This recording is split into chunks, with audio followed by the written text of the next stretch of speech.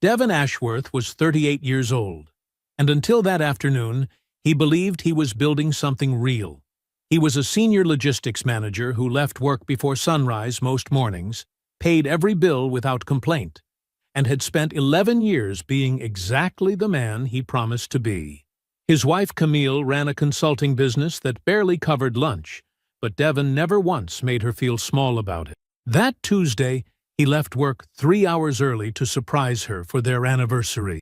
Dinner reservation, a bracelet, a card he had written himself. He pulled into his driveway and noticed two unfamiliar cars at the curb. He walked through his own front door, and what he found stopped him cold. Camille, seated between two men on the sofa he paid for. A third man stretched out across from her, champagne open, her shoes off, her hand resting on another man's knee, laughing. In Devon's house, on their anniversary. She looked up and saw him standing there, and something in his eyes made every person in that room go completely still. Devon said nothing. He simply looked at his wife. And in that silence, he made a decision she would spend the rest of her life wishing she had seen coming. Before we jump into the story, comment where in the world you are watching from, and subscribe, because tomorrow's story is one you need to hear. The parking lot was empty when Devon arrived. That was how he liked it. 5:47 a.m. The sky still dark, streaked with the pale gray of a morning that hadn't decided what it wanted to be yet. Devon pulled his car into his usual spot, third row, end space, same place every day, cut the engine, and sat for a moment with his coffee. The cup was from home. A plain blue thermos, dented on one side from when he'd knocked it off the counter 2 winters ago. He'd never replaced it. He didn't mind the dent. Inside the distribution center, the overhead lights buzzed softly in the long corridor that led to the operations wing. Devon's boots made a steady sound on the polished floor. He nodded to Marcus, the overnight security guard, who was packing up his thermos to head home. "Morning, Devon." "Marcus, how'd the night run?" "Smooth. Bay 4 had a scanner issue around 2. Rodriguez logged it. I'll pull the report." He always pulled the report. That was the thing about Devon Ashworth. He pulled every report, read every log, and remembered what he read. His supervisor, Janet Chu, had told him once, half joking and half not, that he was the only person she had ever met who could find a discrepancy in a 200-line spreadsheet by feeling that something was off before he could even say what it was. She wasn't wrong. Devon's official title was Senior Logistics Operations Manager. What that meant in practice was that he was the reason things ran. Shipments moved on time. Routes got optimized. When a supplier missed a delivery window and the whole chain threatened to buckle, Devon was the one who rebuilt the schedule quietly and without drama. Usually before most of the team had finished their morning coffee. He had built that reputation one careful day at a time. 11 years in the company, started in the warehouse, worked the floor, learned every moving part from the ground up.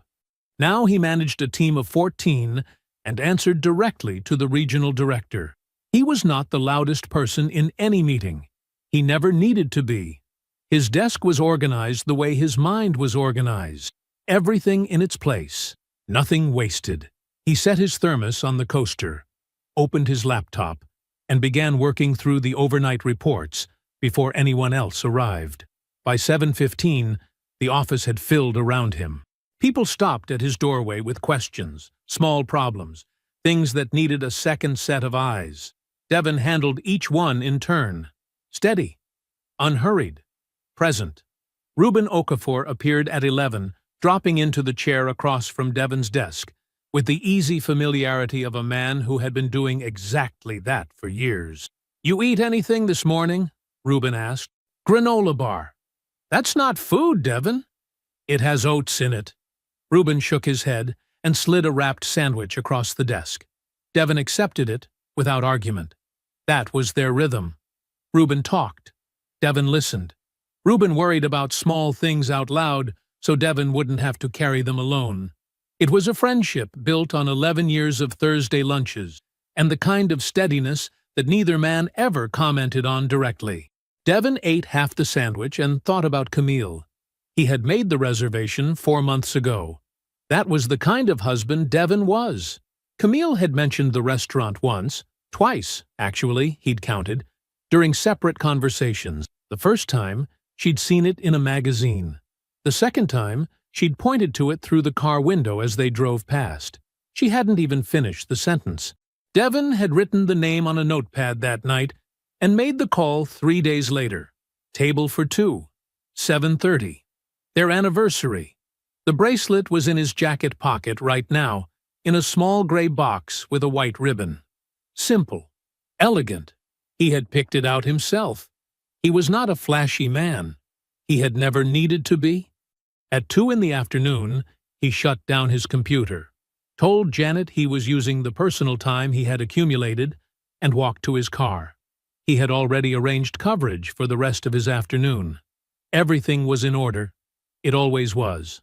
The neighborhood was quiet when he turned onto their street. Afternoon light coming through the oak trees in long, broken pieces. The kind of ordinary Tuesday afternoon that looked exactly like every other one. Then he saw the cars. 2 of them parked at the curb in front of the house. A white Escalade, clean and large, and a black Audi with a real estate company decal on the back window. Small, easy to miss. Devon's eyes moved over both vehicles slowly. His foot came off the gas, and the car rolled to a gentle stop in the driveway. He sat there a moment. He reached for his phone, started to pull up Camille's name. Then he stopped. It's a surprise. That was the whole point. He set the phone face down on the passenger seat, checked that the gray box was still in his jacket pocket. It was. He opened the door, stepped out into the afternoon, and walked toward his front door. The music hit him first, something heavy and bass-driven that pushed through the front door before he even had it fully open. Devon recognized it as the kind of music Camille played when he wasn't home. She knew he didn't like it rattling the walls. He had never made a big deal of it. He had simply mentioned it once, quietly, and she had nodded. And after that, she only played it loud when the house was hers alone. Or when she thought it was. The smell came next. Cologne. Rich and layered. More than one kind mixing together in the air of the front hallway. Devon stood in the doorway for just a moment, his hand still on the door handle, and breathed it in without moving. His eyes adjusted from the afternoon light outside to the dimmer warmth of the house. Then he heard the laughter. Camille's laugh. Full and open, the way she used to laugh with him a long time ago. He stepped inside. The living room opened up to his left. The sectional sofa, the one Camille had picked out from a showroom on the east side, the one Devon had written a check for without complaint because she lit up when she saw it, was occupied. Camille sat in the center of it, legs tucked to one side, shoes off, her bare feet pressed against the cushion Devon usually sat on. A man was on her left, another on her right. Her right hand rested on the knee of the man beside her, with the ease of something that had been done before.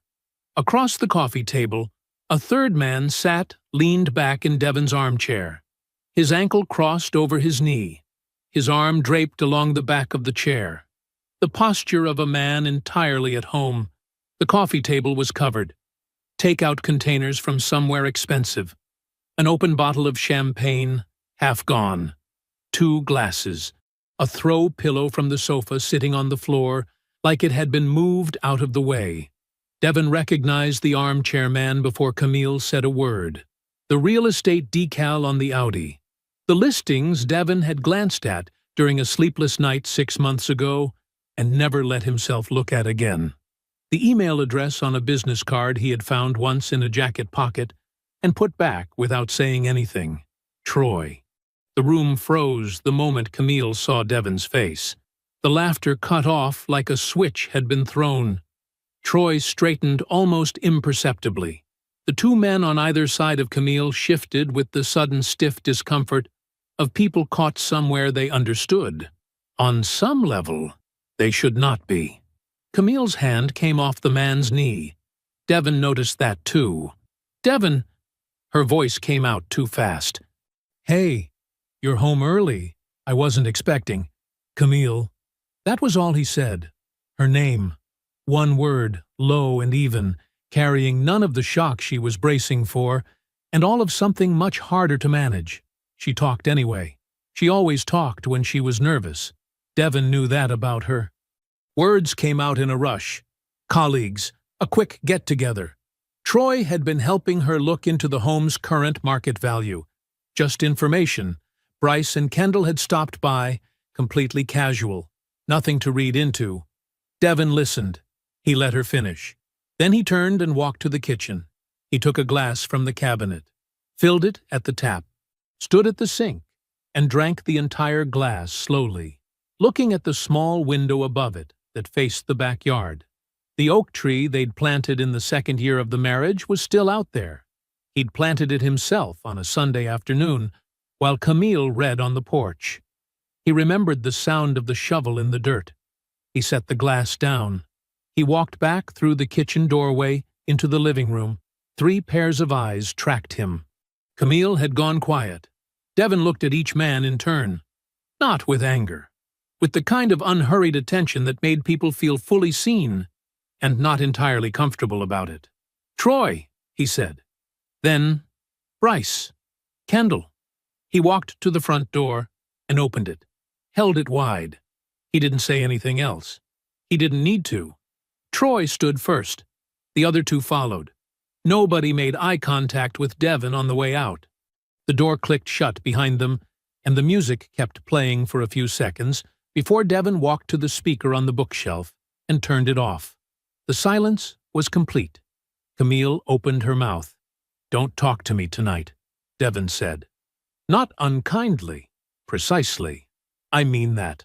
He walked down the hall. The bedroom door closed behind him. The lock turned with a soft, definitive sound. He sat on the edge of the bed in the dark. He did not cry. He did not put his fist through anything. He sat with his hands on his knees and his eyes open in the dark room, and he thought. The way he thought through a broken shipment chain, or a staffing gap, or a number in a spreadsheet that didn't line up. Methodical, patient, gathering. Camille knocked once, softly, around 9. He didn't answer. He reached for his laptop, opened it. The light from the screen lit his face in the dark bedroom as he opened a browser window and typed 2 words into the search bar. Troy Lattimore. Devon was already at the table when she came downstairs. He had been there for over an hour. The coffee was made, a full pot, not just a cup, which was what he made when he was settling in to think. His laptop was closed in front of him. His hands were wrapped around his mug. He was wearing the same clothes from yesterday, and he did not look like a man who had slept. Camille stopped in the kitchen doorway. She had dressed before coming down. Hair done, a soft blouse, the kind of outfit that said, "I am taking this seriously," without saying it out loud. Devon noticed all of it and said nothing. "Devon." Her voice was careful, measured. "Can we talk?" "Sit down," he said. She sat across from him. He did not offer her coffee. She got up and poured her own, then came back and folded her hands around the mug, the same way he had folded his, as though she was mirroring him on purpose. Maybe she was. "Last night wasn't what it looked like," she started. Devon looked at her. Just looked. His expression was not cold, not hard. It was simply still. The way a pond goes still right before the temperature drops. She kept going. "Troy is a contact, a professional contact. I've been thinking about getting some information on the house's value, just casually, not seriously. And he came by to talk through what the market looks like in this area. Bryce and Kendall are associates of his. They came along. I should have told you. I know how it looked, but there is nothing going on." Devon let the words land and settle. He did not argue with them. He did not pick them apart out loud. He simply waited until she was finished. And then he asked his one question. "How long have you known Troy?" A pause. Small, but there. About 6 months, Camille said. Maybe a little more. We connected through a networking event. It's been completely professional. Devon nodded slowly. The nod of a man absorbing information, filing it. Okay, he said. Her shoulders dropped a half-inch. He saw it. She thought the word meant, I believe you. It did not mean that. It meant nothing except that Devon had heard her and was done with this part of the conversation. He already knew about the email address. He had known for 2 years. He found the second phone in the pocket of her weekend bag. A pale blue device in a slim case that she had claimed, smoothly and without missing a beat, was a secondary line she used for client calls so she could keep things separated. You know how it is, Devon. Clients expect you to be available. He had accepted it. He had told himself it made sense. He had put it back where he found it and never mentioned it again. But he had seen the name on the screen before he put it back. A notification. A name he hadn't recognized. He had typed it into his phone's notes app that night, alone in the bathroom, and then he had done nothing with it. 6 months ago, unable to sleep, he had finally searched it, found a real estate website, found a contact page, found an email address that matched the one saved in Camille's phone under the name M. Collins. He had closed the laptop, gone back to bed, told himself it was circumstantial, told himself he was being paranoid, told himself the man he was, loyal, measured, fair, did not blow up his marriage over a name and an email address. He had been wrong about what fairness required. I need some air, Devon said. He stood, rinsed his mug in the sink, and set it in the drying rack. Don't wait on me. Devon. She was standing now, too. Can we please just... I'll have my phone. He picked up his keys from the hook by the door and walked out. Aunt Hattie's street was quiet in the mornings. Old trees, close-set houses, a neighborhood that had stayed the same for 30 years while everything around it changed. Devon had been coming here since he was 9 years old. He knew the way without thinking about it. Hattie opened the door before he knocked. She looked at his face and stepped aside. He sat at her kitchen table, the same round table with the same 4 mismatched chairs that had been there since his childhood. And she put coffee in front of him and sat across from him and waited. He told her everything, all of it, in the same order it had happened. He did not editorialize. He did not raise his voice. He simply told her the facts the way he would walk a new employee through a process, start to finish, leaving nothing out. Hattie did not interrupt once. When he finished, she stood, picked up his mug, refilled it from the pot on the counter, set it back in front of him, and sat down again. She looked at him for a long moment. You already know what you're going to do, she said. You came here so someone could confirm your right to do it. Devon was quiet. The clock on her wall ticked. Outside, a car passed slowly on the wet street. Then he nodded. Hattie reached for the phone on the counter and dialed. Petra Voss's office was on the 14th floor of a building downtown, clean-lined and quiet, with a view of the city Devon rarely thought about. The furniture was dark wood and gray fabric. Nothing decorative on the walls except her degrees and one framed print of a single horizontal line. The whole room said, "We handle serious things here." Devon sat across from her with a folder on the table between them. He had put it together the night before. Bank statements, tax returns, account summaries, everything he could print without accessing anything Camille managed separately. Petra had asked him to bring what he had. He had brought more than she expected. She was perhaps 50, with close-cropped gray hair and reading glasses she had not yet put on. She looked at Devon first, not the folder. Hattie speaks well of you, she said. Hattie doesn't say things she doesn't mean. Petra almost smiled. She put on her glasses and opened the folder. For the next 20 minutes, she was quiet. She moved through the documents steadily, pausing occasionally to mark something in pencil on a yellow legal pad beside her. Devon sat still. He had learned long ago that silence was not a problem to be filled. He watched her work and let her work. Then she stopped. She looked at one page, then turned back 2 pages and looked at another, then returned to the first. "Mr. Ashworth," she set the page flat and turned it toward him. "Do you recognize these transactions?" He leaned forward.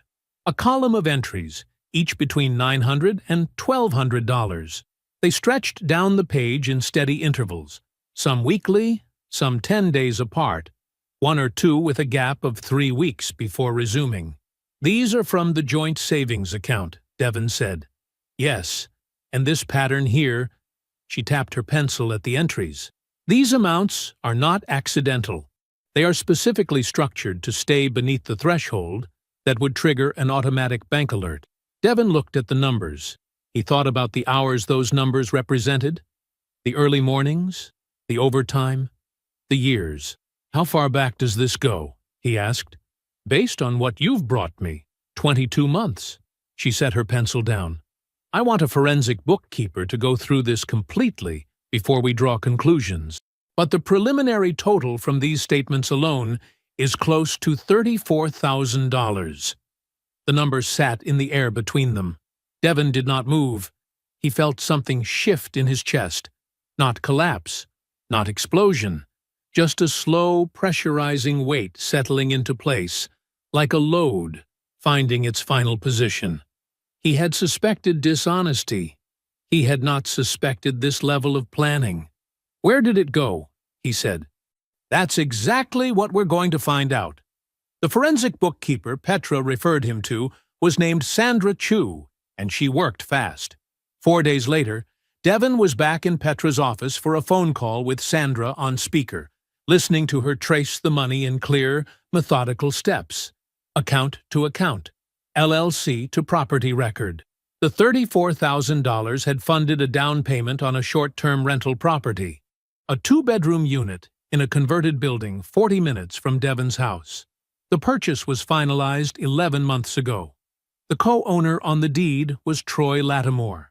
Devon was quiet on the drive home. He took the long way, through streets that required attention, making turns that kept his hands busy and his mind from spinning in one place too long. He parked in the driveway. He sat in the car for a few minutes with the engine off. She had not simply taken a lover. She had taken his money and built a future with it. She had sat across from him at their kitchen table and eaten meals he paid for and slept in a house he owned and done all of it, while quietly preparing to leave him with nothing but the confusion. He went inside. Camille was in the living room watching something on television. She looked up when he came in. "Hey," she said. Her voice was careful but lighter than it had been, like she had decided the worst of the storm had passed.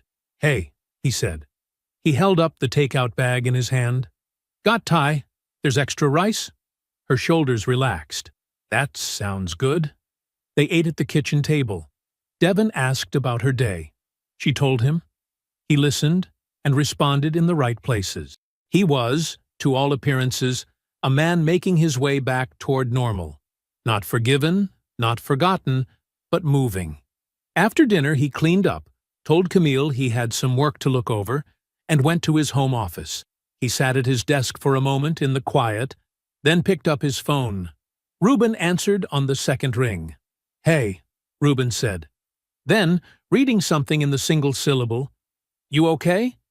I need you to tell me something honestly." A pause. The kind of pause that meant Ruben already knew what was coming. 8 months ago," Devon said. "Downtown. Did you see something?" The silence that followed was longer. When Ruben spoke, his voice was low and tired, like a man setting down something he had been carrying a long way. "Yeah," he said. "I did. It was a restaurant on 5th. Camille and a man I didn't recognize. They were at a corner table. Hands across the table, Devon. He stopped. "I didn't know how to tell you. I kept thinking I'd find the right way, and I never did. I'm sorry. I should have." "What did he look like?" Ruben described him. Devon recognized the description before Ruben finished the sentence. "Troy." "You don't need to apologize," Devon said.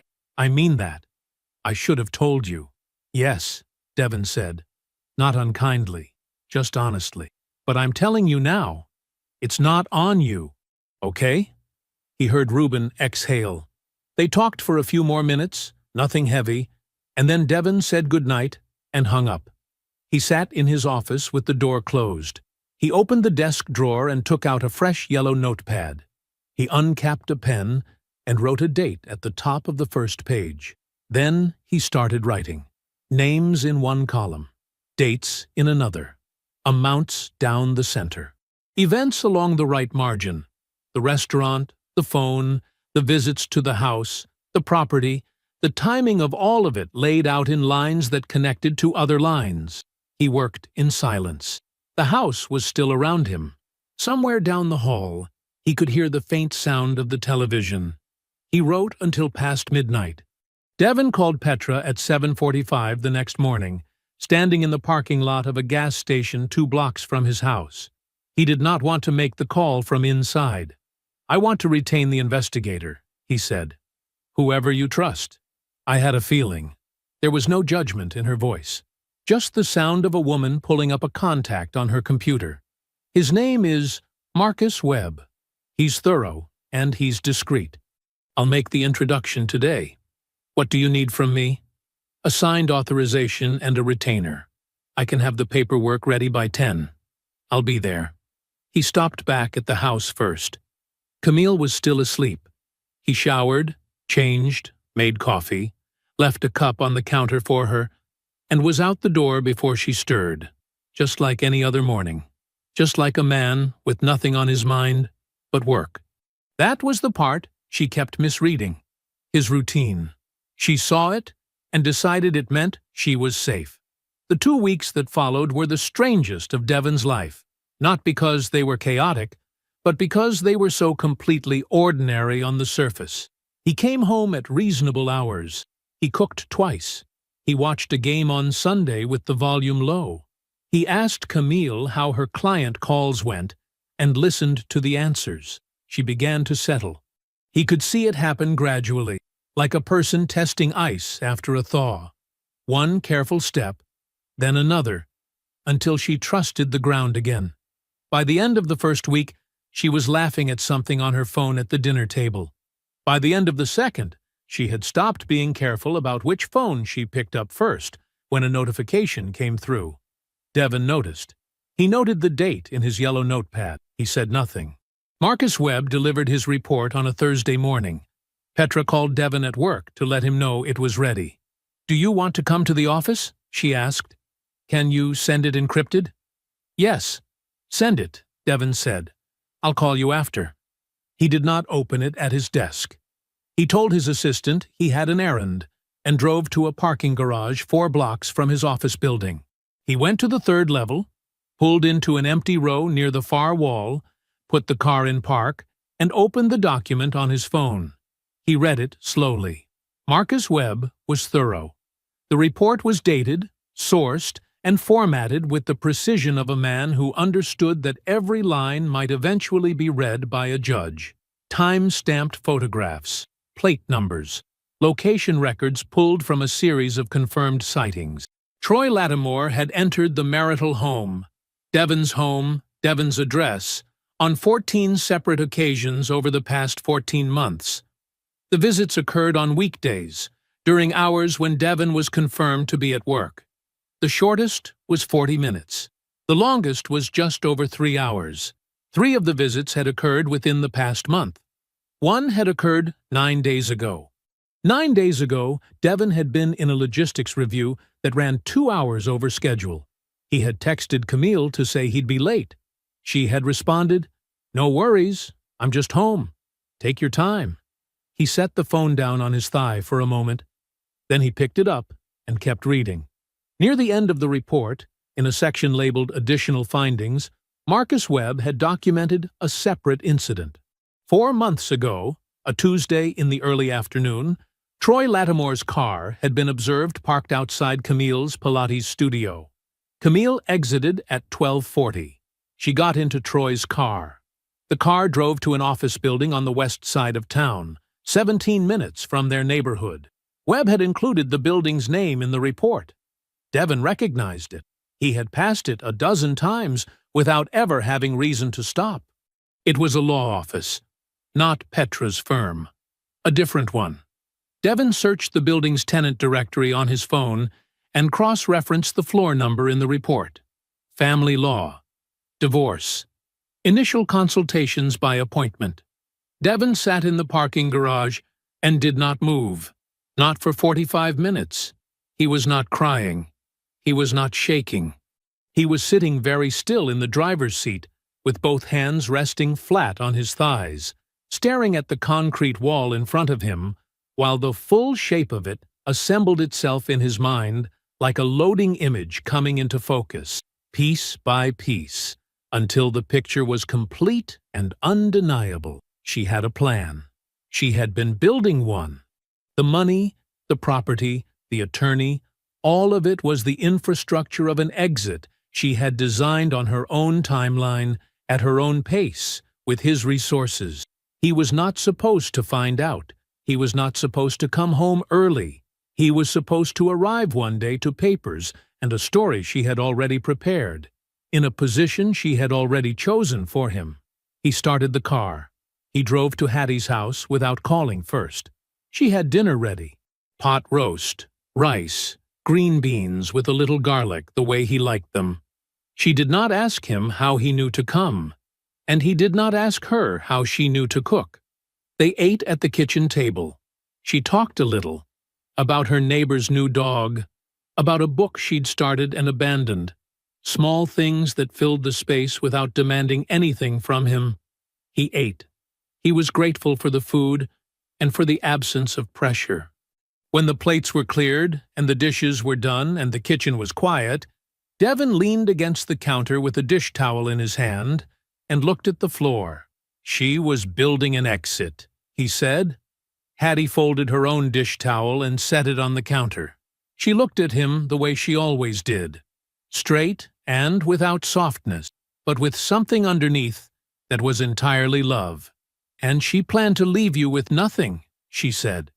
So we make sure she leaves with less. Devon was in Petra's office by 8:15.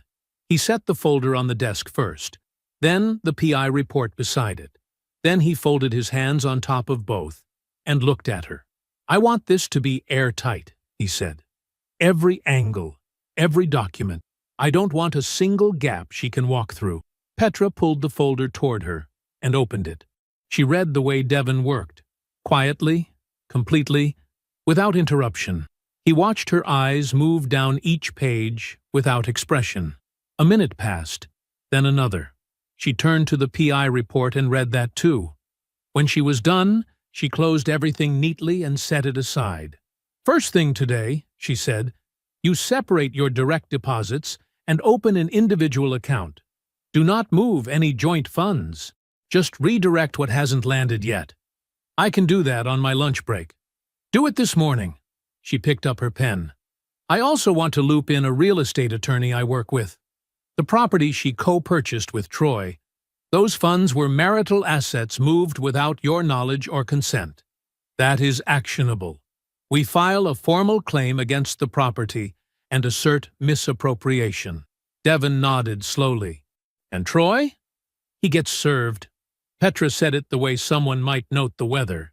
Just a fact. A thing that was going to happen. My colleague will move on that within the week. Devon sat with that for a moment. He thought about Troy leaned back in his chair in Devon's living room, comfortable as a man in his own house.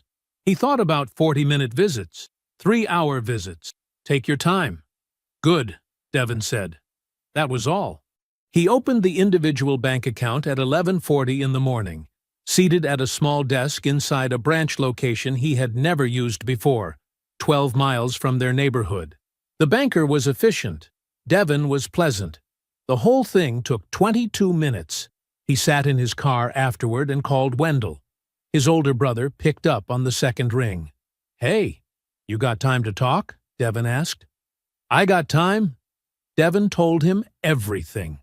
He did not soften it, did not compress it, did not skip the parts that made him look like a man who should have seen it sooner. He told Wendell about the 3 men on the sofa, the $34,000, the 14 visits, The law office 4 months ago. Troy's name on the property deed. All of it, laid out plainly, in the order it happened. Wendell listened without saying a word. When Devon finished, there was a brief silence. "What do you need from me?" Wendell asked. "I need you here for the conversation." "When?" "Next weekend. I'll book it tonight." Devon exhaled once, slow and quiet. "I appreciate you." "Don't." Wendell's voice was steady. "Just tell me what time to land." Devon had called Yvette 2 days earlier to ask about lunch. He told her he needed to speak with her privately and that it was important. She had asked no question. She simply named a restaurant she liked and said, "Noon on Thursday worked fine." She was already seated when he arrived. 71 years old, back straight, hands folded on the table, wearing a pale yellow blouse Devon had seen her in before. She looked up when he came in and gave him the same warm, measured look she always had. A look that held respect in it, in a way her daughters never quite did. They ordered. They made brief, polite conversation while the food arrived. And then Devon set down his fork and told her the truth. He told her about the money, the property, the affair, the private investigator's 14 documented visits. He told her about the law office, that her daughter had been consulting a divorce attorney 4 months before Devon ever came home early. He told her all of it in the same measured tone he used in every difficult meeting at work, because the steadiness was not performance. It was just who he was. Yvette did not interrupt. She did not look away. She sat with it the way a person sits with something they feel in their chest but cannot yet name, her face still and composed and quietly grieving in the way of someone receiving a truth they already half knew. When he finished, a silence settled over the table. Then she asked, "Does she know you know all of this?" "Not yet," Devon said. Yvette nodded once. She looked down at her plate. Then she looked back up at Devon, and something in her expression had gone very still and very decided, in the way of a woman who has made up her mind about something and will not be moved. She did not make him any promises. She did not ask him what he wanted her to do. She simply reached across the table and briefly pressed the back of his hand with hers. Then she picked up her fork. Camille mentioned over dinner that evening that they should probably talk soon. She said it lightly, like it was a casual thought that had occurred to her. Devon agreed. He said whenever she was ready was fine. He cleared the plates. Wendell came through the arrivals gate at 6:10 on Saturday evening, one bag over his shoulder, the same quiet way he moved through every room he entered. Devon drove. Neither of them spoke for the first several minutes. The highway stretched out ahead, the sun low and orange in the rearview mirror. Then Wendell asked, "You ready?" Devon kept his eyes on the road. "Been ready," he said. The kitchen was quiet in the morning. Devon had been up since 5. He made coffee, set 2 cups on the counter, and left Camille's where she could reach it. Then he sat at the table and waited. Wendell came downstairs at 5:45 without being asked. He poured his own cup, leaned against the far counter and said nothing. Devon looked at him once. That was enough. When Camille came down at 7:30 in her robe, hair loose, she stopped at the bottom of the stairs and took in the room. Devon seated at the table. Wendell standing near the doorway to the hall. The particular stillness of the air. Something moved behind her eyes. A small recalibration. Then she smiled, soft and careful, and moved toward the counter for her coffee. "Morning," she said. "Sit down, Camille," Devon said. Not harsh, not cold, just exact. She turned and looked at him. He was already watching her. The folder was on the table in front of him. Closed. She sat. Devon opened the folder. He did not slide it toward her. He looked down at the first page, then back up at her, and he began to speak. 22 months ago, he said, you started moving money from our joint savings, small amounts, irregular intervals, designed not to trigger any alerts. He turned the page so she could see it from across the table. columns of transfers, dates, amounts. $34,000 total. Camille's mouth opened. That money, Devon continued without pausing, funded the down payment on a short-term rental property.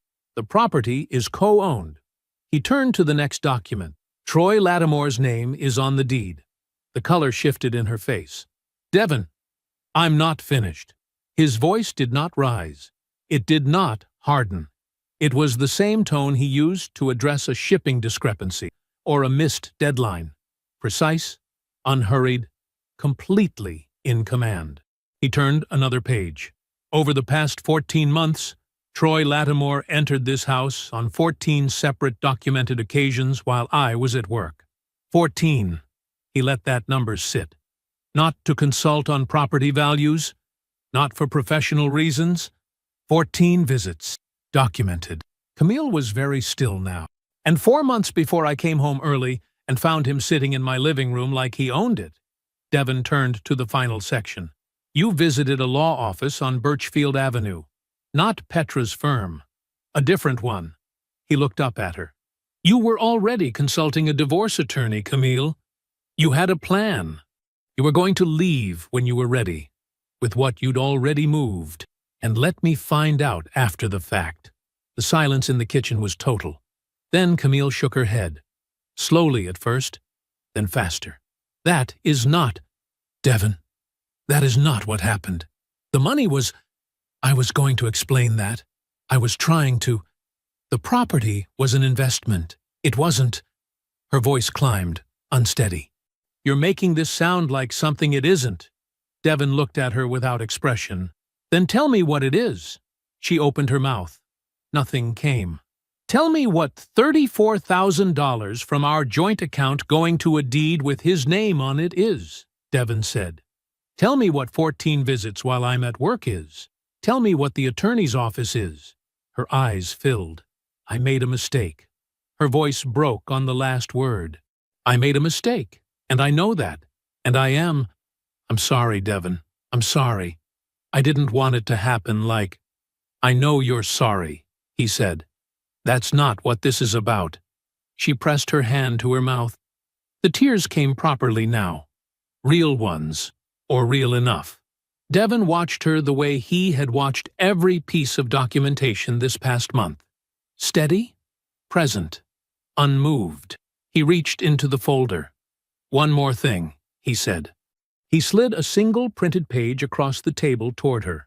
She looked at it without touching it first.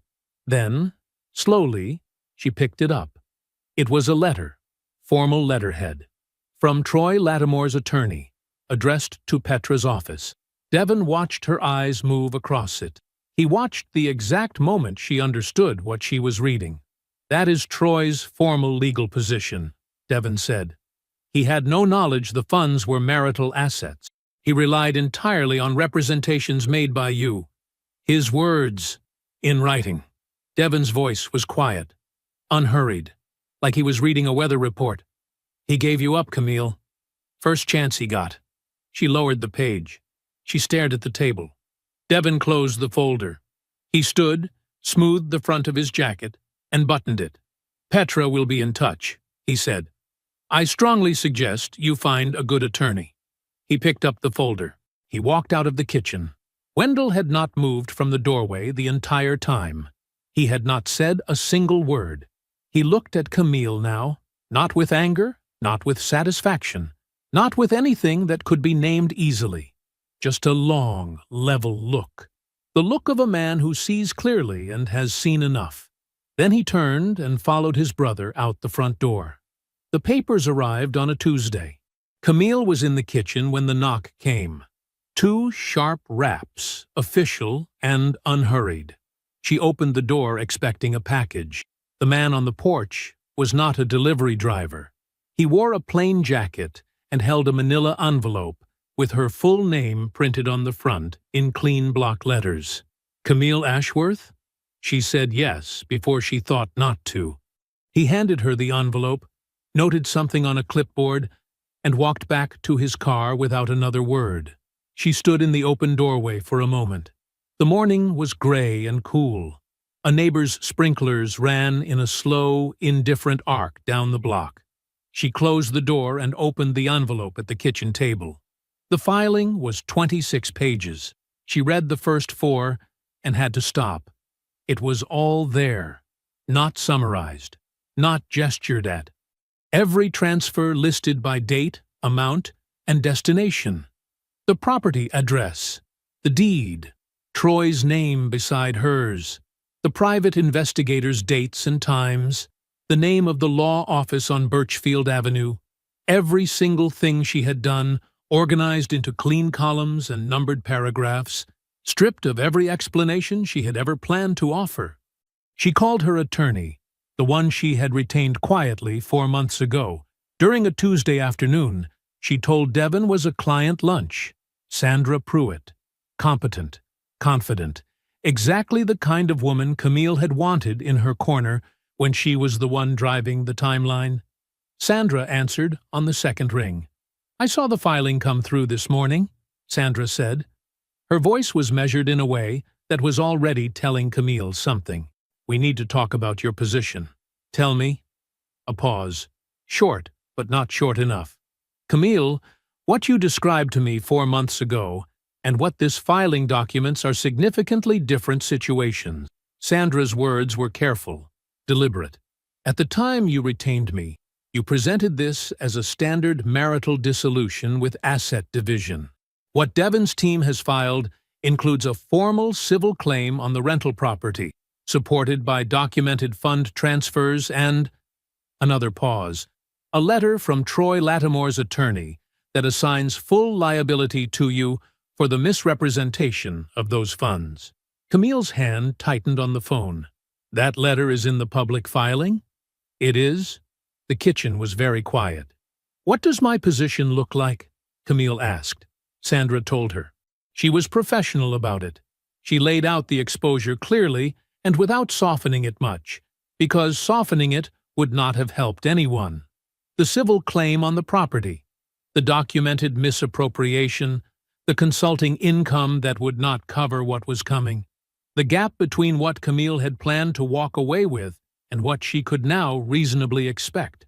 When Sandra finished, Camille did not say anything for a long moment. "So he beat me," she said. Sandra didn't answer that. "I'll need a retainer increase to take this through litigation," she said instead. "We can talk numbers Thursday." Camille's mother called that afternoon. Yvette's voice was the same as always, steady and warm, with the particular weight of a woman who chose her words carefully because she understood that words, once said, could not be taken back. "I love you," Yvette said. "I need you to know that's not what this is about." Camille closed her eyes. "Mom?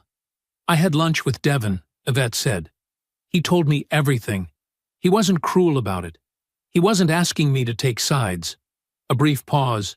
"He just told me the truth. Quietly. The way he does things. The way he does things." Camille had lived with that quality for 11 years, and somewhere along the way had confused it for softness. "I can't give you money for this, baby." Yvette's voice did not waver. "You made deliberate choices. You planned them out. You had time, at every step, to stop." Another pause, shorter this time, like the words had already been decided. "I love you, but I will not be your way out of what you chose." The call lasted 4 more minutes. When it ended, Camille sat with the phone in her lap and stared at nothing. She called Troy that evening, then again the next morning, then twice more over the following 3 days. He did not answer. He did not return a single call. No text, no voicemail, nothing. His phone rang and delivered her directly to a generic recording that didn't even have his name on it anymore. The champagne, the afternoons, the way he used to sit across from her at that downtown restaurant, hands easy on the table, talking about the property, like it was the beginning of something, like she was the beginning of something. Gone. Cleanly, efficiently, completely gone. The moment his attorney's letter was in the public record, and her name was the only one carrying the weight, Troy Lattimore had simply stepped sideways, and disappeared, as though she had imagined him. By the end of the week, Camille was alone in the house Devon was no longer paying for. She sat at the kitchen table, the same table where Devon had opened the folder 9 days ago, and spread the legal documents out in front of her. 26 pages, the civil claim paperwork beside it, Sandra's notes from their Thursday call. The house was quiet around her, not peaceful quiet, not the quiet of a Saturday morning or an evening winding down, the quiet of a space that had been built and paid for and held together entirely by someone who was no longer in it. The conference room was on the 14th floor. Clean lines, gray carpet, a long table with water glasses nobody touched. Petra sat to Devon's left, her documents stacked and ordered. Sandra Pruitt sat across from them, Camille beside her. Devon had not seen Camille since the morning he walked out of the kitchen with Wendell. She looked put together. She would always look put together. That was one thing that would never change about her. Hair done, posture straight. She had dressed the way she always dressed for situations she needed to manage. Devon recognized it immediately. The careful presentation, the quiet performance of composure. He looked at her once when he sat down. Then he turned his attention to Petra and left it there. Not out of anger. Not to make a point. He simply had nothing left to say to Camille with his eyes. That chapter had already been written, documented, numbered, and filed. What was left now was arithmetic. Petra walked through the settlement terms with the calm efficiency of someone who had prepared for every possible objection and was mildly curious whether any would materialize. Devon's protected assets, retained in full. His individual accounts, separated weeks before the filing, untouchable. The marital home, ordered for sale, proceeds divided according to the court's framework, a framework that accounted precisely for the 22 months of transfers that had quietly drained what they had built together. Then, the rental property. Sandra offered 2 counterpositions. Petra addressed both of them in the same even tone she used for everything else. The forensic documentation was not ambiguous. Troy's attorney's letter was already in the public record. The judgment on the property claim would offset what Camille received from the marital estate. The number Sandra came back with, after a short recess and a murmured conversation with Camille that Devon did not try to hear, was lower than their opening position. Petra glanced at Devon. He gave a small nod. They signed at 2:47 in the afternoon. Devon shook Sandra's hand because it was the professional thing to do. He did not look at Camille again. Not from coldness, not from cruelty. There was simply nothing unresolved that required his eyes. He and Petra exchanged a few words in the elevator. She told him her office would handle the remaining filings. He thanked her, genuinely, and she accepted that with a quiet nod. That meant she understood exactly what this had cost him to get here. Wendell was waiting outside on the sidewalk. He was leaning against the building with his hands in his jacket pockets, watching the street with the easy patience of a man who had nowhere else he needed to be. Devon pushed through the glass door, and Wendell looked up. "Done?" Wendell said. "Done." Wendell nodded once. "Good." He straightened up and looked down the block. "I'm hungry. And I'm not ordering anything cheap." The restaurant was 3 blocks away, and more than either of them needed for a Tuesday afternoon, which was exactly why Wendell had chosen it. White tablecloths, bread that arrived without asking, a menu with no photographs. Wendell studied it for approximately 45 seconds and ordered the ribeye without a trace of apology. Devon ordered the salmon and a glass of water, and Wendell looked at the water like it had personally offended him. "You just won," Wendell said. "Order something." Devon almost smiled. "I am ordering something. Something real." Devon ordered a coffee. Wendell shook his head slowly, the way older brothers have shaken their heads since the beginning of time, and the server walked away trying not to laugh. They ate without much ceremony. Wendell talked about Atlanta, about a project at his job that had been testing his patience for 3 months, about a neighbor's dog that had apparently developed a personal grudge. Devon listened. He ate his salmon. He drank his coffee. And somewhere between Wendell's description of the dog and the story about the project, Devon laughed. A real one. Not polite, not controlled. The kind that arrived without permission and lasted a few seconds longer than he expected. He had forgotten what that felt like. Wendell pointed at him with his fork. There he is. Reuben arrived as they were finishing, slightly out of breath, jacket open, grinning in the way he grinned when he was relieved about something he hadn't said out loud. "I parked 4 blocks away," he announced, dropping into the chair across from Devon. "Nobody told me this street was a whole situation." He looked at the table.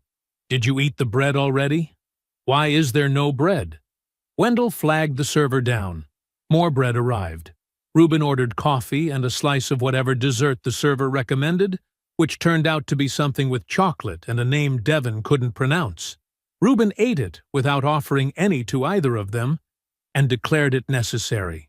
The 3 of them sat there until the lunch crowd thinned out, and the restaurant began quietly resetting itself for dinner service. They talked about nothing important, and everything true, the way that only happens with people who have known you long enough to skip the surface.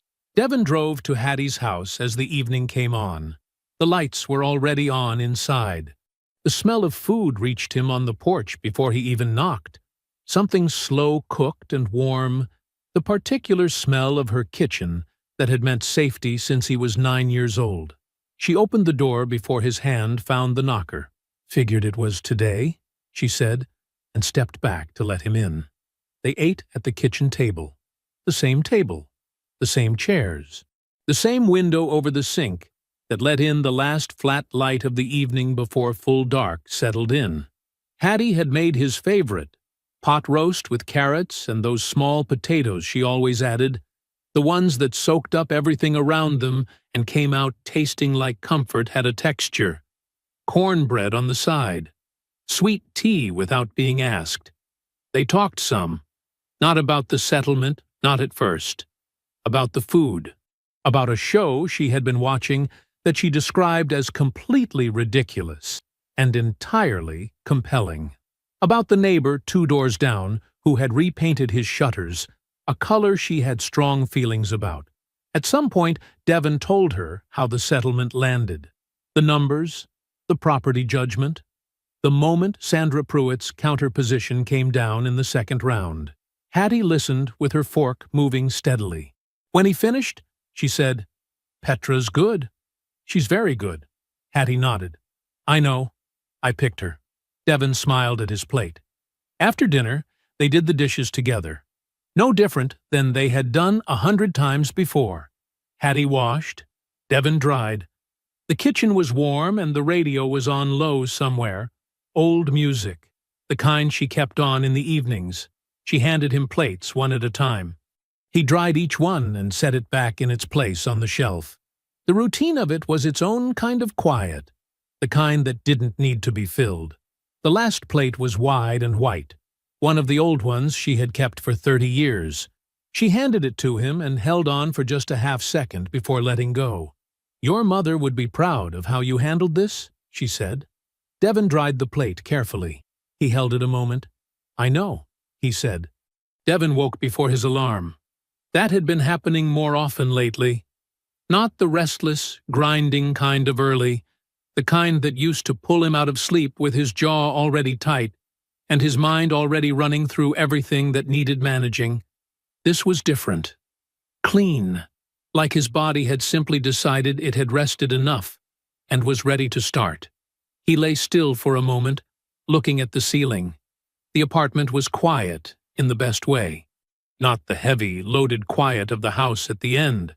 The kind that sat on top of everything like a weight. This was just quiet.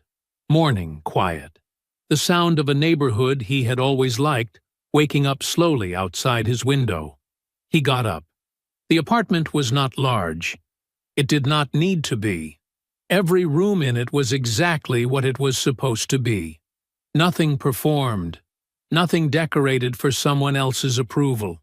Books on the shelves, organized the way he liked, which was not alphabetically or by color, but by the order in which he intended to read them. A kitchen that stayed clean because he used it and cleaned it. No other reason. A desk by the window where he kept his work laptop and, next to it, a yellow legal pad he used for thinking things through on paper. In the corner of the living room, pushed slightly to the side but not out of the way, sat the bookshelf project, or what would eventually be a bookshelf.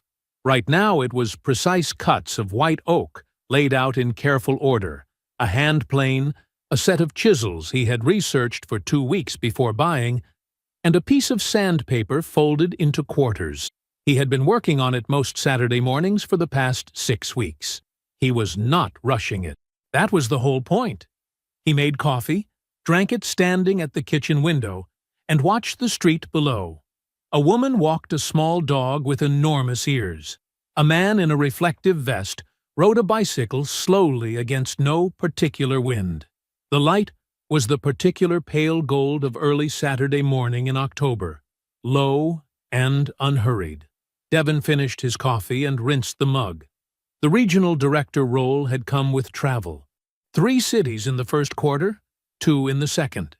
Hotel rooms and early flights and conference tables full of people who needed him to know what he was doing. He knew what he was doing. He had always known. The difference now was that he moved when the work called for it, without first calculating whether it would inconvenience someone who did not appreciate him being there in the first place. He had accepted the promotion in the same meeting it was offered. His supervisor had seemed mildly surprised by that. Devon had not explained.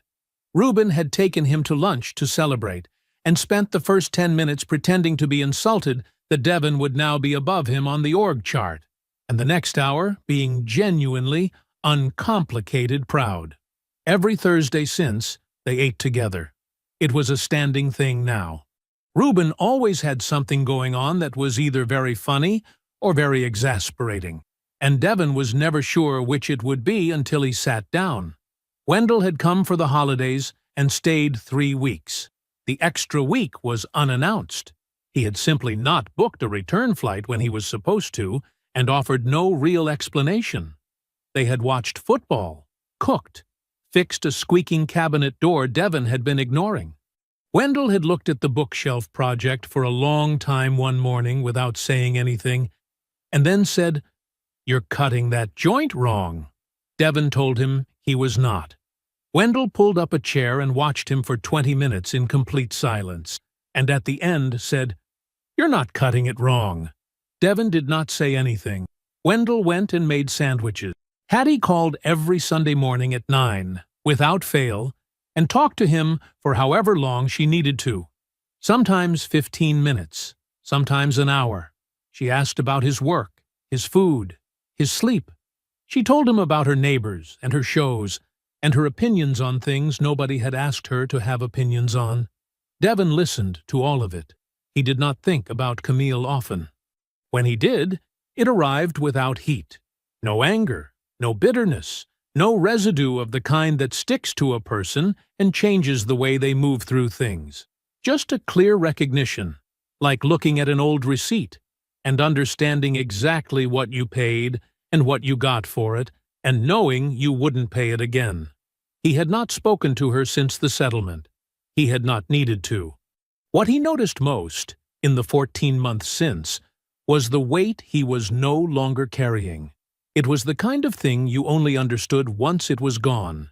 How much of his energy had been spent managing around someone, accommodating a shape that was never really his, funding a life built on a version of himself that had been edited down and never complained about the cuts. He was not edited anymore. The hardware store was 12 minutes from his apartment. He went early, before the weekend crowd arrived, and moved through the aisles with a list on his phone and no particular hurry.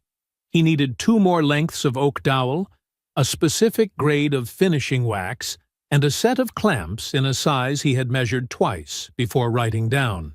He found the first 2 quickly. The clamps took a few minutes longer. He crouched in the aisle reading the label on a package, checking the jaw width against the number in his phone. "Devon?" He looked up. She was standing at the end of the aisle with a small basket over one arm. One of Camille's friends, a woman named Dana, who had attended every dinner party, every gathering, every social occasion of his married life, with the particular coolness of someone who had already decided he was not interesting enough to bother with. She was looking at him now, the way people look when what they see does not match what they were expecting. He stood up, clamps in hand. "Dana," he said. "I almost didn't." She stopped, started again. "You look good." The surprise in her voice was not unkind, just honest. "How are you doing?" Devon smiled. It arrived without any effort at all. The real kind. The kind that started somewhere behind the eyes. "I'm well," he said. "Real well." She nodded, still slightly uncertain, like she had prepared for a different conversation, and this one had not gone the direction she anticipated. Devon held up the clamps briefly, the way a man does when he has what he came for. "You take care," he said. He walked to the register, paid for his materials, and pushed through the door into the morning light, pale gold and unhurried, the same as it had been when he stood at his kitchen window an hour ago. The air was cool and clean. His car was where he left it. The white oak was waiting at home. He put the bag in the passenger seat, started the engine, and pulled out of the lot. I hope you enjoyed that one. Be sure to like the video and subscribe so you don't miss the next story. I've picked out 2 more for you that I think you'll really like.